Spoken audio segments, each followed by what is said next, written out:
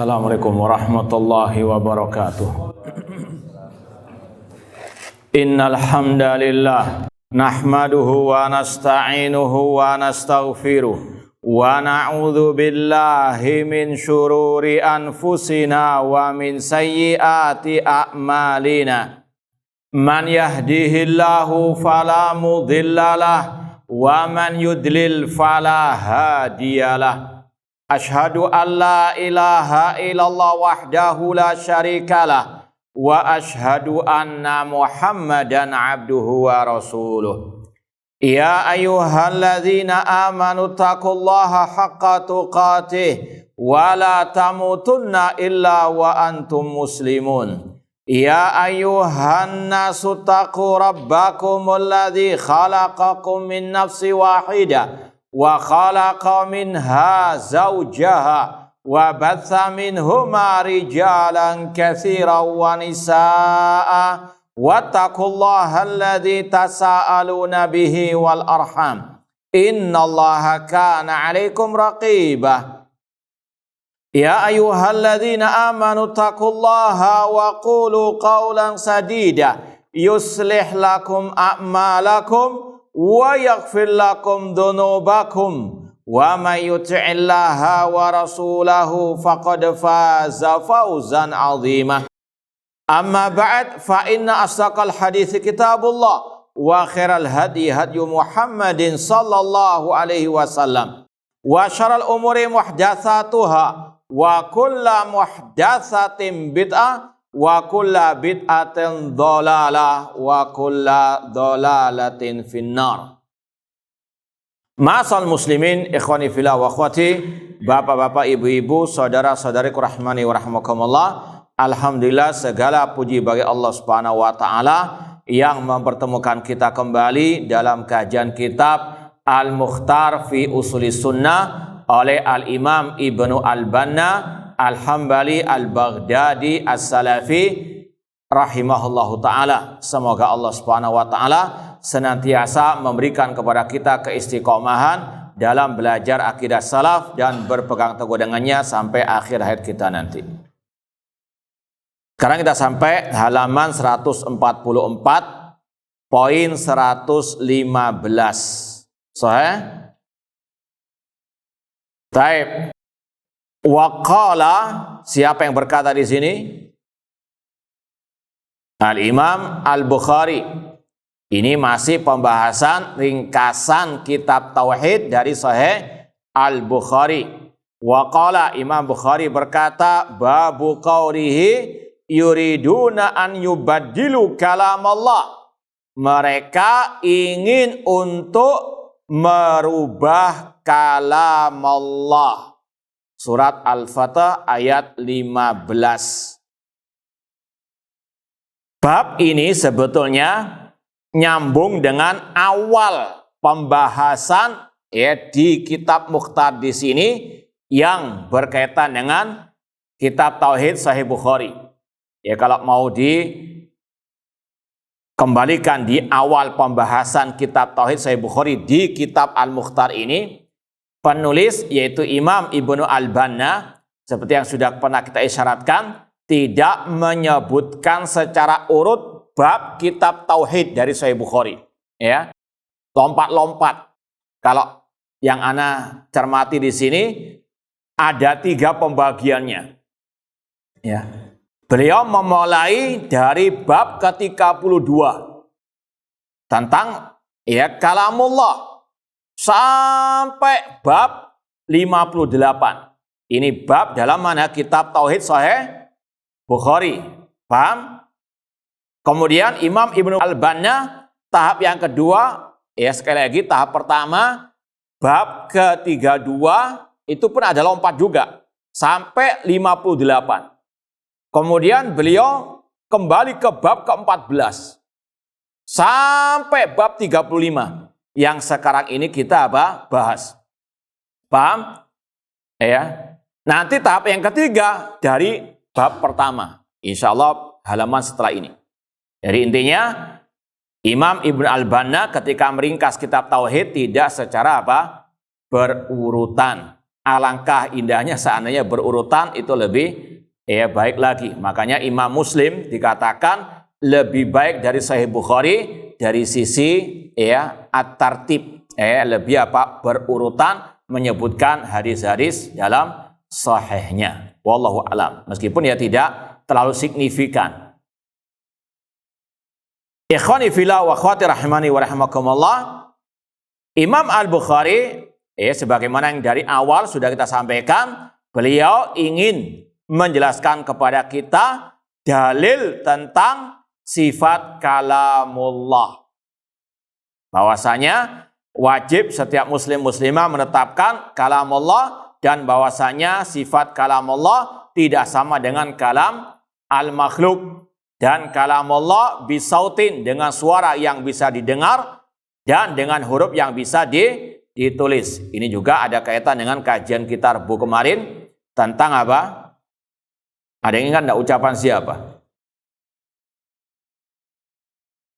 Nah, yang ikut kajian kemarin hari Rabu, Aqidah Imam Syafi'i. Kita bawakan 2 kitab dari ulama mazhab Syafi'i. Pilih yang mana?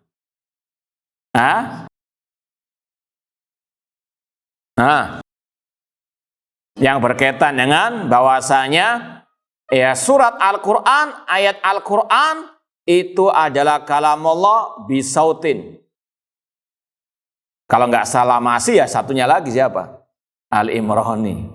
Dalam kitab Al-Intisar, Ahlus Sunnah menyatakan kalamullah dengan suara.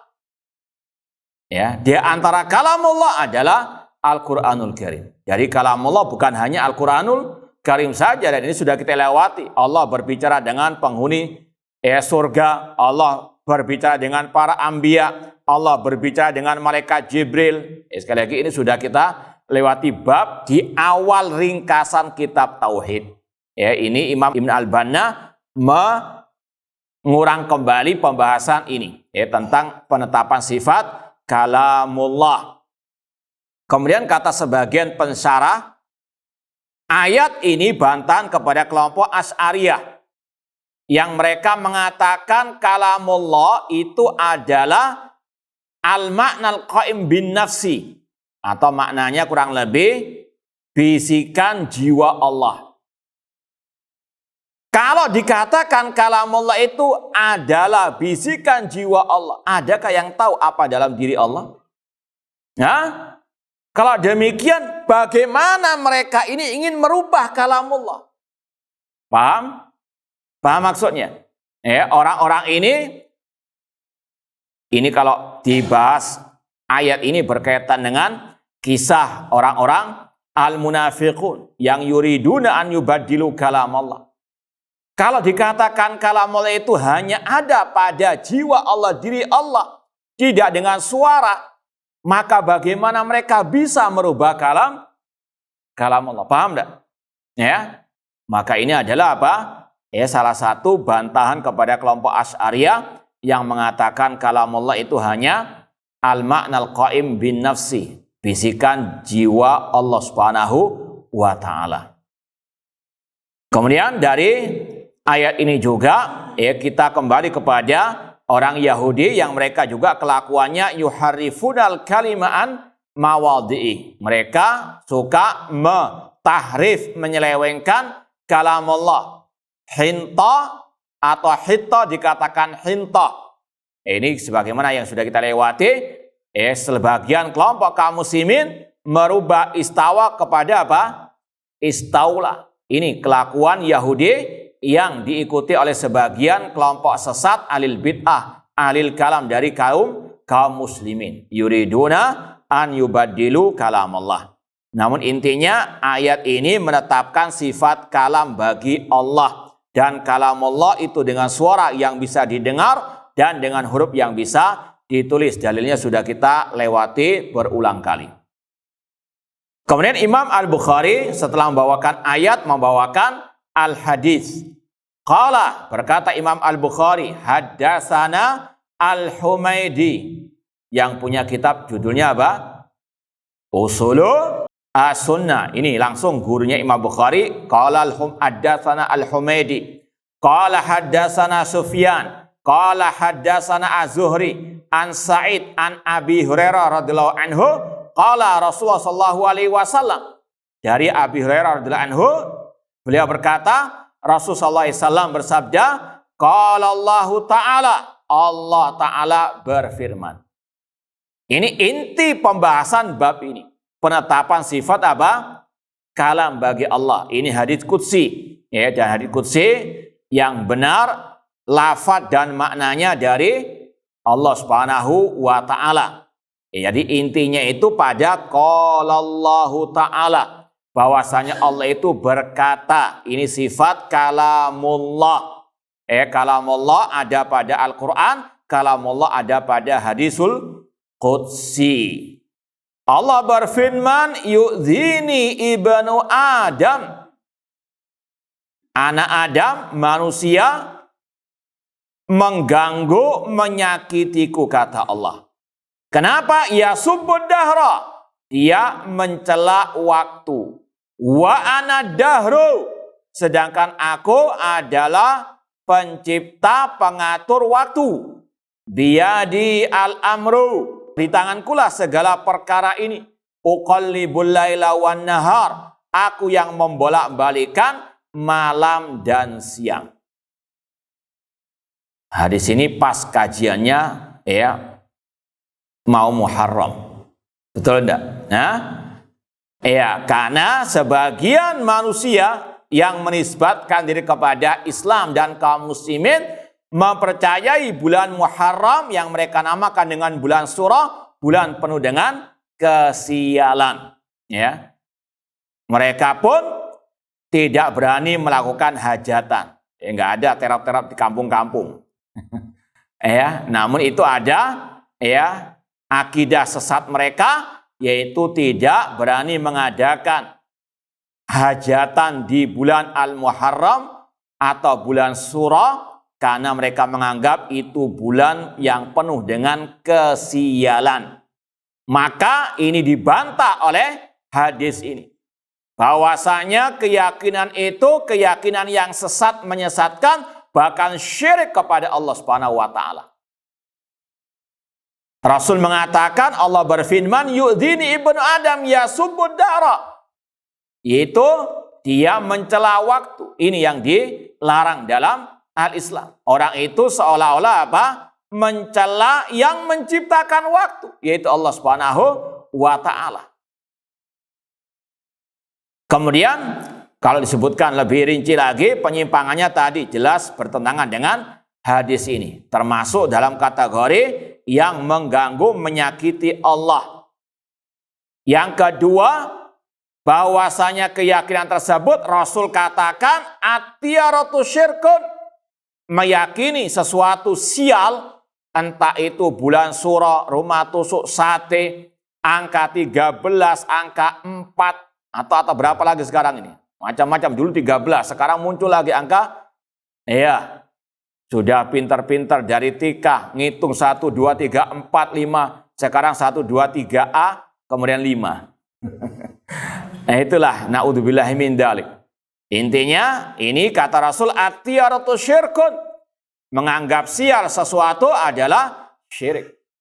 Ini diantaranya menganggap bulan surah, bulan apa? Sial. Kemudian diantara penyimpangannya itu bertentangan dengan pemuliaan Allah dan Rasulnya terhadap bulan Al-Muharram. Allah mengatakan, inna iddata syuhuri indallah isti'asyara syahran fi kitabillah. Yauma khalaqas samawati wal arda minha arba'atun hurum. Sesungguhnya bilangan bulan di sisi Allah ada 12 sejak Allah menciptakan langit dan bumi. Di antaranya 4 bulan yang al-hurum, yang dimuliakan oleh Allah Subhanahu wa Ta'ala. Rasul mengatakan afdalus siyam ba'da Ramadan siyamu syahrillah al-Muharram. Sebaik-baik, semulia-mulia, seafdal-afdal puasa sunnah setelah puasa Ramadan adalah puasa di bulannya Allah, syahrullah. Ini adalah idhafatut tasyrif, disandarkannya kepada Allah bulan ini sebagai bentuk pemuliaan sebagaimana Baitullah Naqatullah. Maka kalau ada yang menganggap bulan surah bulan sial bertentangan dengan apa? Hadis dan ayat yang memuliakan bulan Al-Muharram ini. Maka ini yang wajib dipahami oleh setiap muslim dan muslimah. Tidak ada bulan surah yang mendatangkan apa? Kesialan. Dan akidah ini bentuk tasyabuh dengan orang-orang musyrikin jahiliyah. Hadis ini menjelaskan bagaimana kaum musyrikin dahulu seperti itu kelakuannya, mencela waktu. Kalau kata para ulama di antaranya mereka mengatakan ya khaibata dahri. Sama kurang lebih. Wahai kesialan waktu. Maka dibantah oleh hadis ini. Kalau Allah Ta'ala yu'dini ibnu Adam yasubu ad-dahra. Ataupun kalau orang itu melaknat waktu juga. Ketika misalnya ada musibah menimpanya kemudian dia melaknat. Semoga Allah melaknat hari Kamis misalnya. Atau malam Jumat karena juga dianggap malam yang penuh dengan mistik, na'udzubillahi min dzalik, khurafat wa syirkiyat masih merajalela di tengah-tengah kaum muslimin terutama di negeri yang kita cinta ini. Maka tugas kita untuk watawassaw bil haq watawassaw bis sabr, menyampaikan kepada umat dakwatu al-aqidah sahihah, dakwatu at-tauhid. Intinya banyak penyimpangan dari keyakinan bulan surah bulan apa? Sial. Lebih parah dari itu muncul ritual-ritual yang syirik, yang khurafat, yang bid'ah, memandikan keris padahal orangnya belum mandi. Rasul mengatakan inna ruqa wa tamai wati wala syirkun. Sesungguhnya ar-ruqa, ar-ruqa jampi-jampi ala dukun, wa tamaim jimat-jimat, dan juga pelet alias sihir. Bukan pelet makanan ikan, bukan.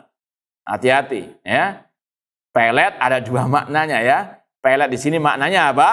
Sihir untuk menarik lawan jenis. Adapun pelet makanan ikan boleh-boleh saja. Hati-hati jangan salah apa? Salah paham. Nanti orang beli pelet dibilang apa? Taib. Intinya inaruka wa tamaim wati wala syirkun. Ini memandikan ataupun mengkeramatkan pusaka, memandikan pusaka, meyakini jimat bisa mendatangkan madhar dan manfaat. Na'udzubillahi min dzalik. Ini keyakinan syirik, perbuatan yang syirik. Demikian pula mereka di bulan seperti ini terkadang mengadakan apa? Penyembelihan yang diberikan kepala kerbau, kepala kambing atau yang lainnya kepada jin-jin atau pada Nyi Roro Kidul. Rasul mengatakan la'anallah man dzabaha li ghairillah. Allah melaknat orang yang menyembelih bukan karena Allah Subhanahu wa ta'ala. Ini yang syirik-syirik. Ada lagi yang bid'ah-bid'ah. Awal bulan Muharram mengadakan acara-acara yang bid'ah yang nggak pernah diajarkan oleh Rasulullah SAW. Tolak balak, mengadakan apa? Istighosah kubro atau apapun lah namanya. Ini juga tidak ada apa? Ajaran dari ahli Islam. Bulan Muharram ada cara memuliakannya sesuai dengan sunnah Rasulullah SAW. Memperbanyak puasa di bulan Al-Muharram. Dengan puasa Asyura. Demikian pula dengan banyak beramal as-saleh yang diajarkan oleh Rasulullah SAW.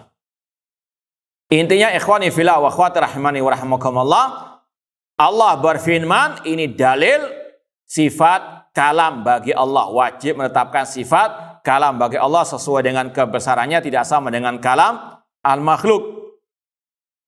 Yu'dhini ibnu Adam yasubbud dahra. Ada pembahasan dari kalangan para ulama, barangkali ada yang bisa menjawab di sini. Yu'dhini ibnu Adam. Anak Adam menyakiti, mengganggu diriku.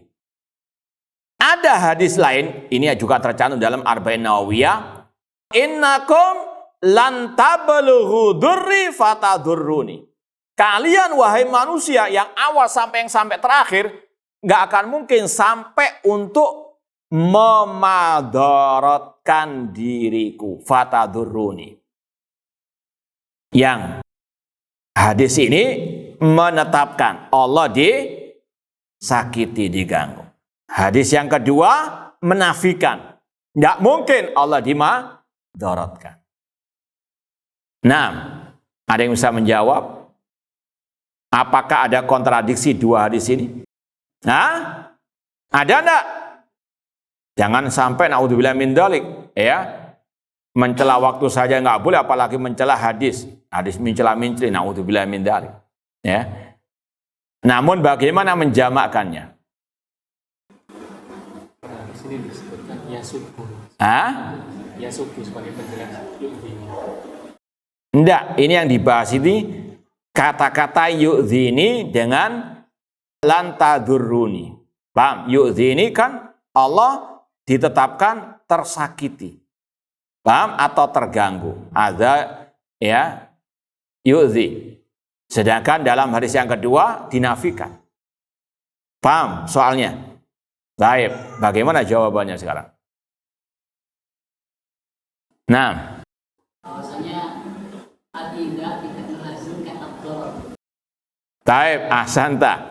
Bedakan antara al-idza ya tersakiti dengan apa? Termadorotkan. Contoh, ini di antara manusia, antum jalan ya, jalan mau ngaji, diperolok lah, entah dengan lisan atau dengan so alim dan sebagainya. Paham? Itu antum terasa sebetulnya. Cuma antum tetap jalan. Paham? Antum nggak mundur ke belakang. Paham? Ada kata-kata istilahnya apa? Antum tersakiti. Betul nggak? Perasaan itu panas sebetulnya. Cuma kan ya sudahlah, sabar aja. Ada. Paham? Tapi antum nggak termadorotkan dengan celaan, bulian mereka. Paham nggak?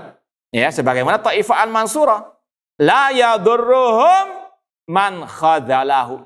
Wala man khalafahu. Tidak mencelakakan mereka, Taifah Mansurah, orang-orang yang menyelisih apa? Mereka. Paham dong? Ini bedanya apa? Ad-dharar dengan al-idza. Yu'dhini ibnu Adam, iya. Ya, sebagaimana Allah itu yaghdab, kata para ulama. Ini sifat Allah. Allah yata'adza. Terganggu, tersakiti. Namun bukan bermakna Allah apa? Termadharatkan dengan hal ini. Paham dong? Paham dong lah? Ya, sekarang anak tanya. Apa boleh kita mensifati Allah tersakiti? Boleh enggak? Kok ragu? Jawab yang tegas. Ini ya. Apakah boleh Allah disifati dengan yata'adza, terganggu, tersakiti? Ragu. Boleh dan enggak gitu dah. Taib, serempak jawabannya. Boleh. Taib, apakah boleh ya dikatakan Allah itu termadharatkan? Tidak. Paham? Jadi sekali lagi bedakan antara ini, kalau terjemahan bebasnya ya, yatadharrar, termadharatkan, yata'adza, tersakiti. Sekali lagi hadis ini menetapkan sifat Allah yata'adza, Allah tersakiti. Namun kata-kata tersakiti yata'adza tidak melazimkan termadharatkan. Paham? Dengan hadis tadi lan tadurruni. Paham? Paham nggak paham? Harus paham. Yu'dhini ibnu Adam, sifat yata'adza, Allah tersakiti, sama dengan Allah murka ketika ada orang-orang yang berbuat syirik, berbuat bid'ah, berbuat maksiat. Allah marah, sama dengan Allah yata'adza. Ini sifat yang wajib ditetapkan bagi Allah Subhanahu wa taala. Yu'dhini ibnu Adam yasubbud dahra wa ana dahru. Sedangkan aku adalah ad-dahru. Hadis ini ada sebagian yang menyalahpahami sehingga mengatakan ad-dahru termasuk nama Allah. Di antaranya Ibnu Hazm rahimahullah. Beliau mengatakan ad-dahru nama Allah. Ini tidak benar karena kata-kata wa ana dahru itu ditafsirkan oleh ucapan Rasul. Berikutnya biyadi al-amr, Allah berfirman, di tangankulah segala perkara ini, aku membolak-balikan malam dan siang. Itu makna wa ana dahru, maknanya akulah yang membolak-balikan waktu, akulah yang mengatur waktu. Paham dong? Paham? Baik. Kita lanjut lagi. Hadis berikutnya qala Imam Bukhari rahimahullah berkata, wa haddatsana Ismail qala haddatsani Malik an Ibni Syihab an Abi Abdullah Al-Aghar an Abi Hurairah radhiyallahu ta'ala anhu anna Rasulullah SAW qala yanzilu rabbuna kulla lailatin ila samai dunya hina yabqa thulutsu al-lailil akhir fayaqul man yad'uni fa astajibalah man yas'aluni fa'utiyah wa man yastaghfiruni fa'aghfiralah. Kata Rasulullah SAW, Rabb kita turun ke langit dunia sepertiga malam terakhir seraya berfirman, siapa yang berdoa kepadaku aku akan kabulkan, siapa yang mau minta kepadaku aku akan beri, siapa yang mohon ampun kepadaku aku akan ampuni dia. Inti pembahasannya dalam ucapan yang mana? Nah, fayaqul, Allah berfirman, siapa yang berdoa kepadaku aku akan apa? Kabulkan. Di dalamnya ada penetapan sifat apa? Al-kalam bagi Allah Subhanahu wa ta'ala. Dan sekaligus sudah kita sering sampaikan, ini bantahan kepada yang mentakwil turunnya Allah dengan turunnya apa? Malaikat. Ya, dikatakan kalau malaikat yang turun, masa malaikat mengatakan siapa yang berdoa kepadaku? Naudzubillahi min dzalik. Ya, kalau dikatakan rahmat Allah yang turun, apakah rahmat yang mengatakan man yad'uni? Naudzubillahi min dzalik. Kalau rahmat Allah turun sepertiga malam terakhir saja, mati kita semuanya. Ya, karena semua manusia butuh rahmat Allah setiap hembusan nafas mereka. Intinya Ahlussunnah meyakini yang turun adalah Allah Subhanahu wa ta'ala sesuai dengan kebesarannya, tidak sama dengan turunnya apa? Makhluk. Dan ini sudah kita sering bahas. Kemudian wasaqa fi hadis al-ifki. Kemudian Imam Bukhari mencantumkan hadis al-ifk, yaitu gosip orang-orang munafikin terhadap Aisyah radhiyallahu anha bahwasanya beliau berselingkuh. Ya, maka diturunkanlah ayat yang mensucikan Aisyah dari tuduhan tersebut. Kita baca lengkapnya hadis ya tentang hal ini. Langsung saja dari Aisyah radhiyallahu anha.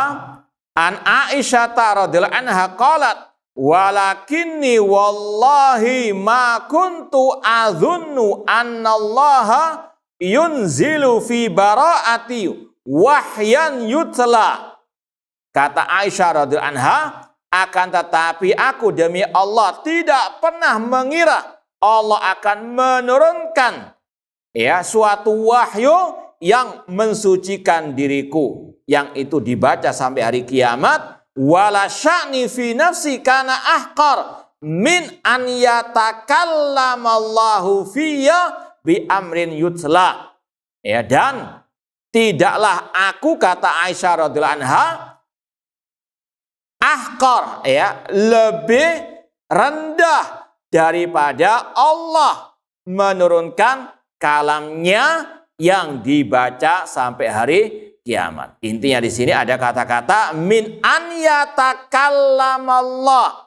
Ya, artinya ini tawaduknya Aisyah, bahwasanya Allah menurunkan ayat dalam surat An-Nur yang mensucikan beliau dari tuduhan orang-orang munafikin, dari gosipnya orang-orang al-munafikin tersebut. Walakinni kuntu arju an yara Rasul sallallahu fi naumi ru'yan yubarri'uni Allahu biha. Ya, sedangkan aku sebetulnya hanya berharap Rasul bermimpi, dan mimpinya Rasul juga apa? Wahyu, namun beda dengan apa? Ayat yang dibaca, yang itu merupakan apa? Kalamullah. Ya, Aisyah apa? Hanya ingin Rasul melihat dalam mimpi beliau Aisyah dilepaskan, disucikan dari tuduhan tersebut. Namun lebih dari itu Allah apa? Menurunkan wahyunya, kalamnya dalam surat An-Nur. Ya. Fa'anzalallahu ta'ala, Allah pun menurunkan ayat, innalladzina ja'u bil ifki usbatum minkum la tahsabuhu syarran lakum bal huwa khairul lakum likulli imri'in minhum maktasaba minal ismi walladzi tawalla kibrahu minhum lahu adzabun adzim.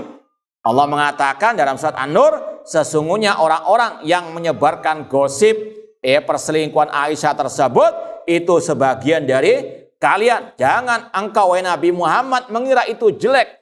Bahkan itu baik bagimu. Karena apa? Pahala orang yang menggosip tersebut yang menuduh dengan tuduhan dusta mengalir kepada Rasul dan juga Aisyah radhiyallahu taala anha. Dan setiap orang yang punya andil menyebarkan gosip tersebut akan mendapatkan dosanya. Dan yang paling besar azabnya yang merupakan provokator pertama kali. Ini sekali lagi adalah ayat yang sucikan, membersihkan Aisyah daripada tuduhan-tuduhan tersebut. Namun intinya tadi min an yatakallamallahu fiyya bi amrin yutlah. Kalau yang mau pelajaran-pelajaran berharga dari kisah ini pernah kita sampaikan waktu umrah kemarin ada khutbah Jumat. Salah satu imam Masjid An-Nabawi ketika khutbah Jumat membahas masalah ini. Dan kita diminta waktu itu oleh jamaah untuk menjelaskan apa isi khutbah waktu itu. Dan isinya tentang pelajaran-pelajaran berharga dari kisah Al-Ifk. Di antaranya Rasul tidak tahu yang gaib. Ketika awal munculnya gosip itu Rasul tidak tahu. Sampai Rasul ditimpa gundah gulana. Betul enggak gosip itu?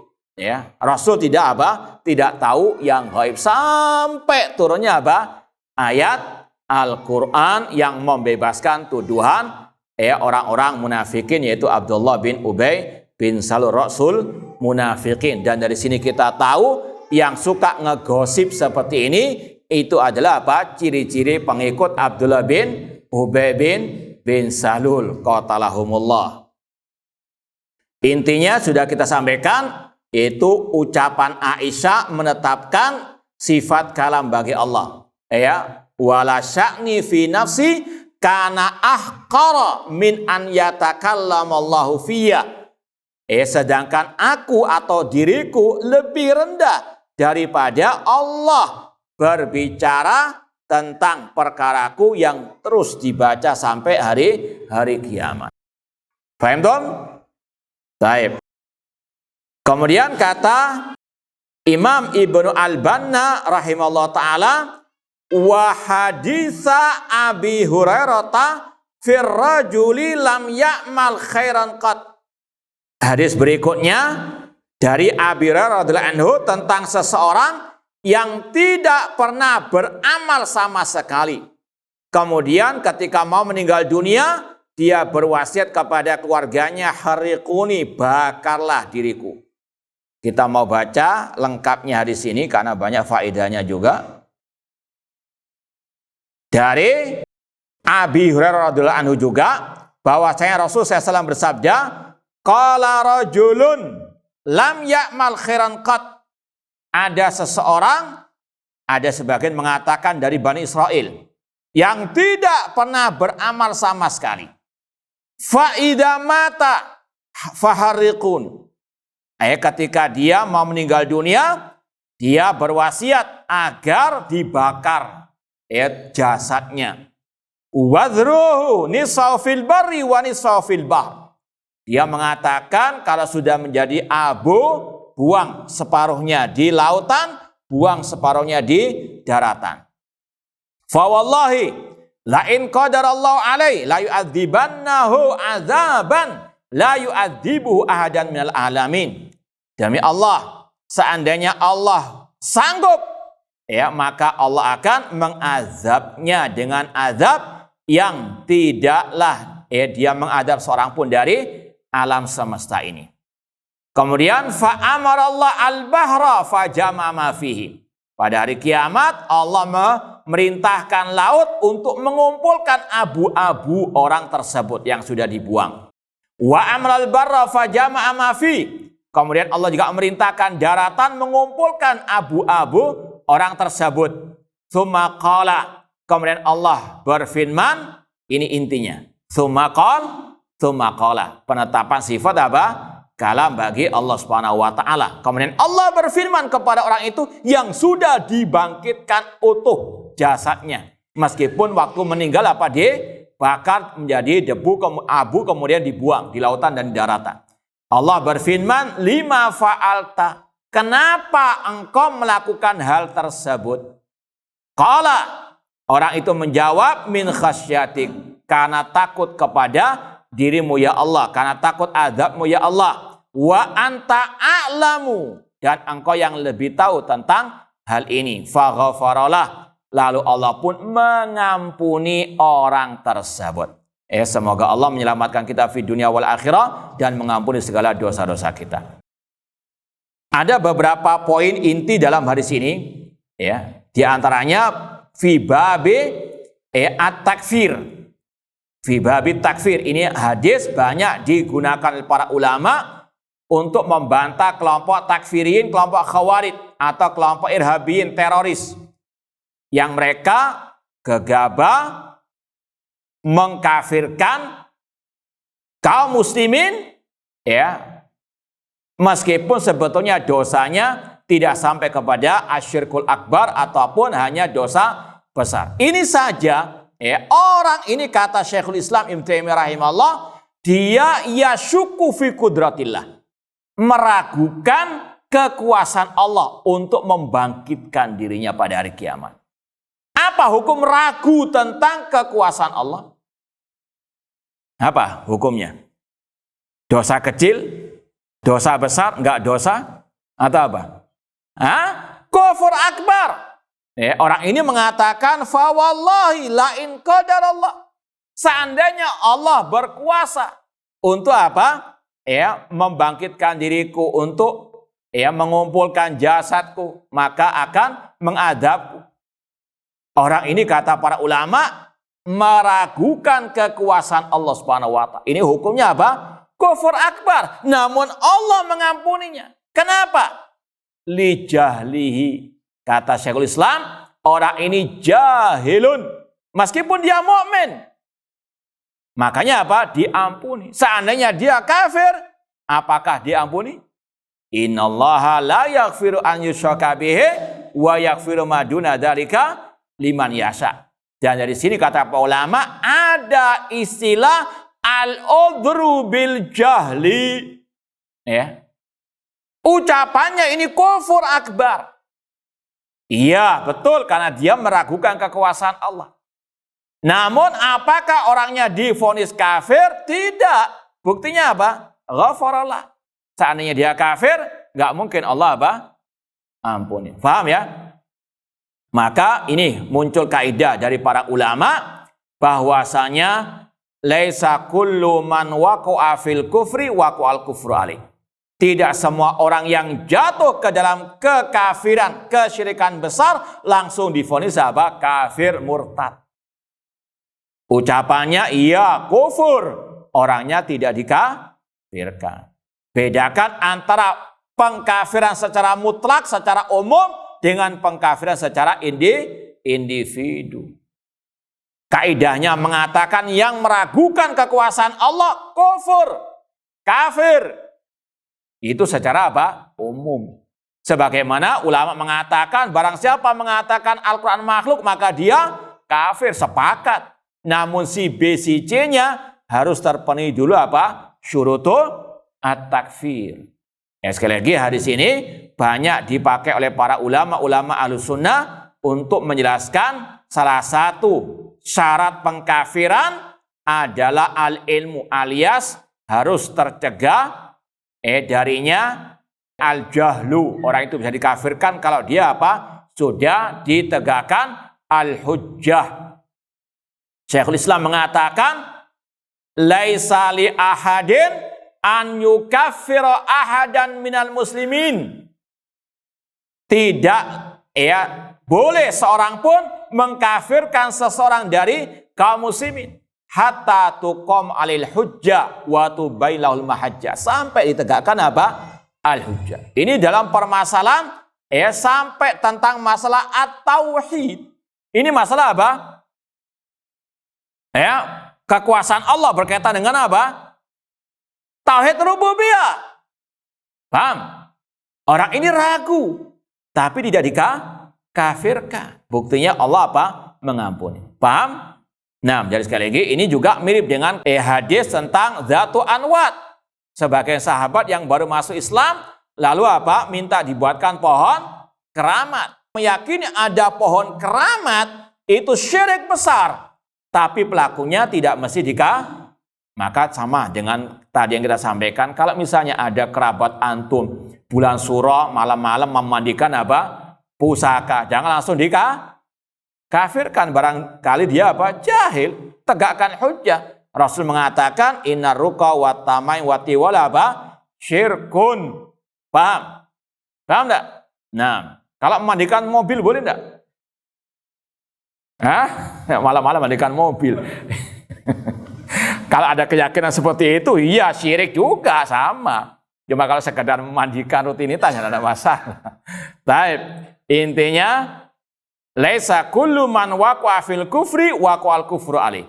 Tidak semua orang yang jatuh ke dalam kekafiran besar langsung bisa dikafirkan. Sebagaimana kisah ini. Demikian pula kisah Dzatu Anwat.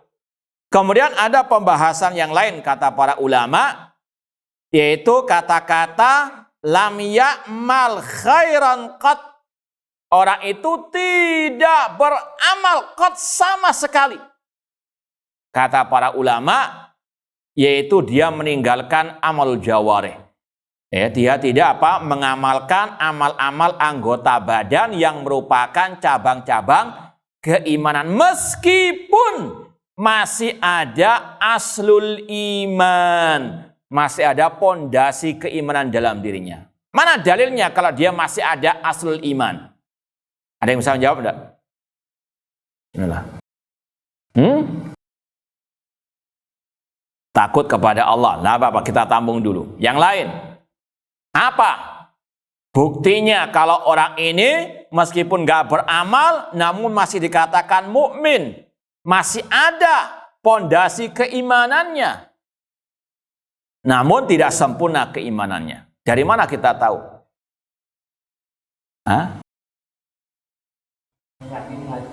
Ahsanta. Ini diantaranya. Diantaranya karena dia meyakini adanya hari kiamat.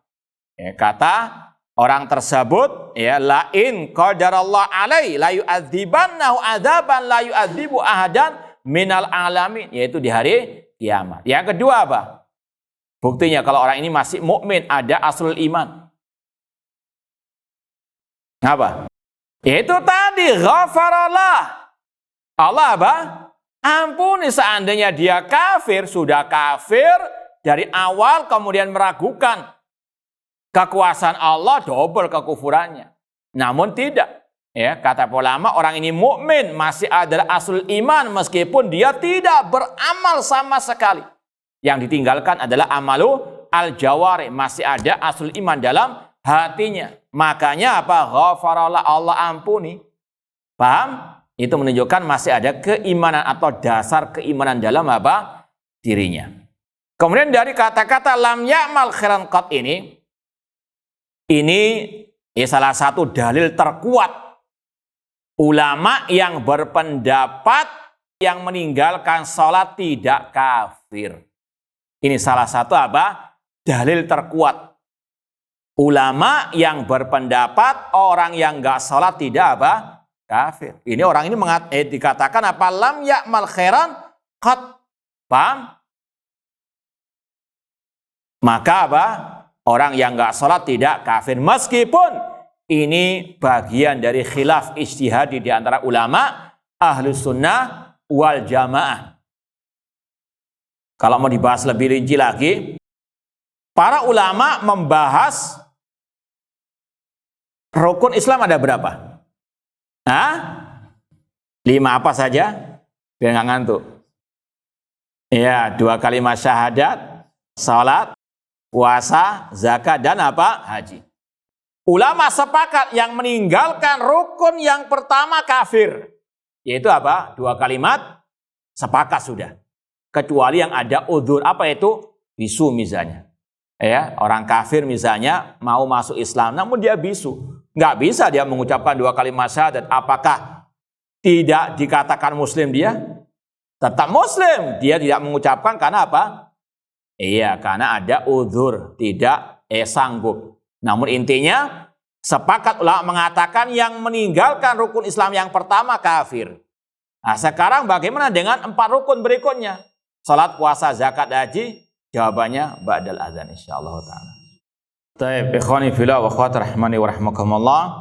Kita lanjutkan lagi pembahasan apa hukum yang meninggalkan 4 ataupun sebagian dari rukun Islam setelah 2 kalimat syahadat. Maka ada 5 pendapat ulama dari kalangan ahlu sunnah. Artinya ini ikhtilaf ijtihadi yang tidak ada unsur at-tabdi', saling membid'ahkan atau menyesatkan. Pendapat yang pertama mengatakan yang meninggalkan salah satu dari 4 rukun tersebut itu kafir.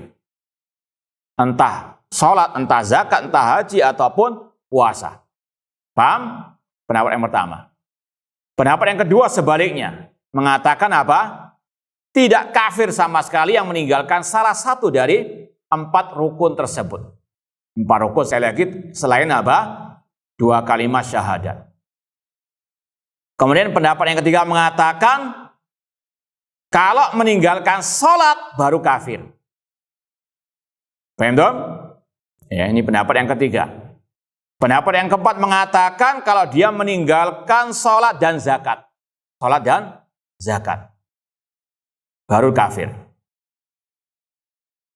Pendapat yang kelima mengatakan kalau dia meninggalkan sholat dan zakat dengan syarat diperangi oleh pemimpin kaum muslimin.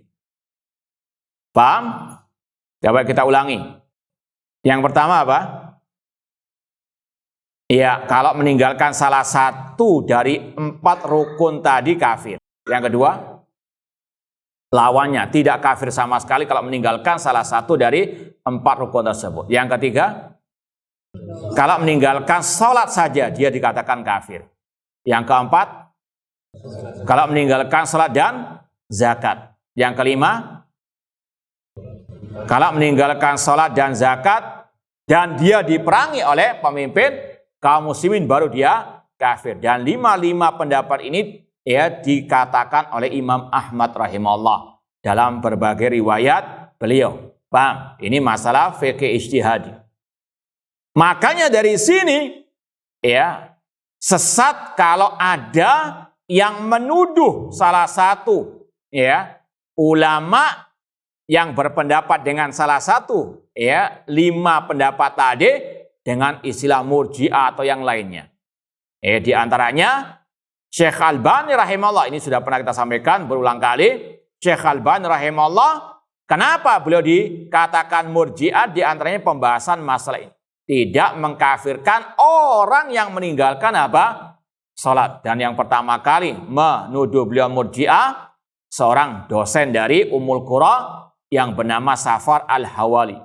Alhamdulillah sudah dibantah juga oleh Syekh Albani dan juga oleh Syekh Ali bin Hasan dan yang lainnya. Intinya ini tidak benar sama sekali. Imam Ahmad sendiri punya pendapat dalam salah satu riwayat beliau, tidak kafir yang tidak sholat. Sholat apa maksudnya? 5 waktu, bukan sholat sunnah.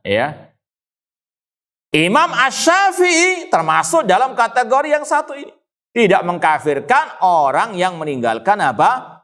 Sholat. Seperti yang sudah kita kaji nggak usah di sini, dari kitab apa yang antum ingat? Kitab apa yang membahas pembahasan ini? Yang pernah kita kaji di masjid ini insyaallah kitabnya. Sebelumnya akidah salaf ashabi al-hadis Imam As-Sabuni Asy-Syafi'i menjelaskan pendapat-pendapat ulama di antaranya Imam Ahmad dan Imam Syafi'i. Imam Syafi'i berpendapat yang nggak sholat tidak kafir. Kalau Syekh Albani dikatakan murji'ah gara-gara beliau tidak mengkafirkan orang yang meninggalkan sholat, berarti apa? Ucapan ini juga kena kepada Imam Asy-Syafi'i. Apakah Imam Syafi'i murji'ah? Naudzubillahi min dzalik. Maka ini yang berbahaya di zaman ini, menuduh para ulama dengan al-irja gara-gara pembahasan ini. Padahal Rasul jelas-jelas mengatakan lam ya'mal khairan qat. Namun orang itu apa? Diampuni dosanya oleh Allah Subhanahu wa taala. Meskipun bedanya Murji'ah dengan tentunya Syekh Albani jelas beda. Meskipun tadi tidak mengkafirkan orang yang tidak salat, Syekh Albani menganggap amal bagian daripada apa? Al-iman. Bahkan beliau membantah kelompok Murji'ah. Penjelasannya panjang. Intinya yang tidak berpendapat orang yang nggak salat tidak kafir itu tidak boleh dikatakan apa? Murji'ah. Demikian pula sebaliknya yang mengkafirkan orang yang tidak salat tidak boleh dikatakan apa? Khawarij. Paham? Karena sekali lagi itu pendapat ulama-ulama ahlu sunnah wal jamaah. Fahim tom? Taib, intinya ikhwani fillah wa akhwati rahimani wa rahimakumullah, kalau inti pembahasan itu pada kata-kata apa? Allah Subhanahu wa taala berfirman kepada orang tersebut, lima fa'alta, kenapa engkau melakukan hal ini? Kemudian tadi ada faedah-faedah di antaranya bantahan kepada kelompok takfirin, irhabiyin, yang intinya ada istilah al-udhru bil jahli. Kalau ada yang mengatakan oh iya ada udhur bil jahl, maksudnya orang itu diberi udhur tidak dikafirkan kalau jahil. Ada sebagian mengatakan itu kalau selain pembahasan tauhid. Kalau dalam pembahasan tauhid tidak ada udhur bil jahl. Loh, ini pembahasan apa? Fikih zakat? Pembahasan apa tadi? Tauhid rububiyah. Orang itu meragukan tauhid rububiyah, meragukan kekuasaan Allah. Namun karena kejahilannya Allah ampuni. Paham tom? Dan dari sini pula Ahlus Sunnah punya keyakinan urusan akhirat itu serahkan kepada Allah Subhanahu wa taala. Orang ini enggak beramal sama sekali, ditambah dengan apa? Ucapan kufurnya tadi. Namun Allah ampuni. Maka ketika ada orang yang ahli maksiat dan sebagainya, jangan sampai divonis apa? Inti pasti masuk neraka. Inti sendiri nggak tahu apa masuk surga masuk neraka. Kok mau vonis apa? Orang lain urusan akhirat. Urusan akhirat serahkan kepada Allah. Dan dari sini Ahlus Sunnah membantah ahlul bid'ah yang menuduh kalau Ahlus Sunnah salafiyin ataupun mereka namakan wahabiyin suka mengobrol masalah apa? Surga dan neraka. Tidak ada. Urusan surga neraka kembalikan kepada Allah. Justru mereka lah yang suka ngobrol apa? Urusan surga. Yang ikut kita pasti masuk surga. Yang ikut kiai kita, tokoh kita. Sopo kok nih? Istilahnya kalau bahasa Surabaya ngoco lah. Paham ya? Nah, surga hanya Allah Subhanahu wa taala yang bisa apa? Memberikan kepada siapa yang dia kehendaki. Semoga Allah Subhanahu wa taala memasukkan kita ke dalam surganya dan menjauhkan kita dari api nerakanya. Sebelum kita tutup, barangkali ada 1-2 pertanyaan kalau ada yang berkaitan dengan tema kita atau materi kita. Kalau tidak ada, kita cukupkan sekian. Kurang lebihnya mohon maaf. Aqulu qouli hadza wa akhiru da'wana anil hamdulillahi rabbil alamin. Wassalamualaikum warahmatullahi wabarakatuh.